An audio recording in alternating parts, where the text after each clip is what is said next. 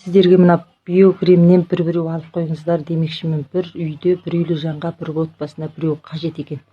Қай жеріңіз ауырса, сол жеріңізге жағасыз, тісіңіз қақсаса тісіңізге, ішіңіз ауырса ішіңізге, қойшы айта өзі. 100 қанша түрлі ауруға ем екен дейді, бірақ мен өзім де осыны естіп тұрған сіздер де сенбеулеріңіз мүмкін.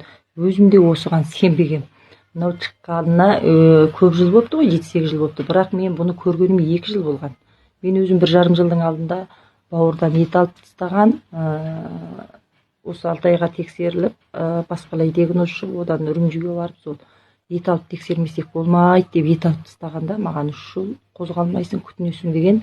Одан мен 2-3 айдан кейін кішкене ауырып қалды да, сол күтіне алмай қап, сол бауырым ісіп кететін әзірдің өзінде мынандай бір байлайтын тағып жүрмін, бірақ бұны тақпасам да әзір ауырмайтын болды. Мен мынаны 3-4 күн жағу арқылы сол ет алған орынға бұрын жарым сағат отырсам, жарым сағат жата қалатынмын, талып тоқтамайтын.